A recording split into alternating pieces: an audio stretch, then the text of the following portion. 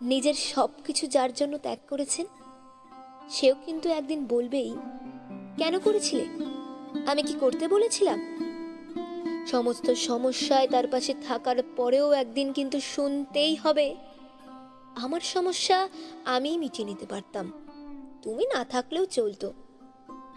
তার সমস্ত হারিয়ে যাওয়া সম্পর্ককে চেষ্টা করে তার কাছে ফিরিয়ে দেওয়ার পরও কিন্তু সে আচমকা বলবে, আপনিই নাকি তাকে একা করে দিতে চান। একটা দিন নিজের মতো চাইলেও ব্যস্ততার অজুহাত এসে দাঁড়াবে প্রাচীরের মতো।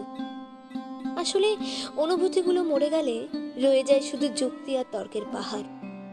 তখন কথার পিঠে কথা আসে, কে ভুল কে ঠিকের লড়াই চলে।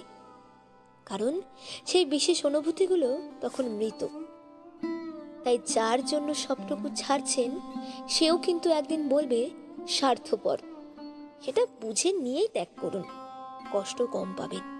কারণ আমরা মুখে যতই বলি এক্সপেকটেশন রাখি না, আসলে ভিতরে ভিতরে কিছু চাওয়া তো রয়েই যায়।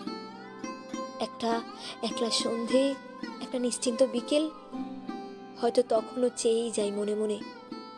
তাই তো আঘাতগুলো আঘাতই হয়ে আসে, আর আমরা নতুন করে ভেঙে পড়ি। তাই তো মনকে বারংবার বলি, চল জটিল হয়ে যায়। কিন্তু অবাধ্য মন তবুও আশা ছাড়ে না। আশা থাকলে আশা ভঙ্গ থাকবে নিশ্চিত।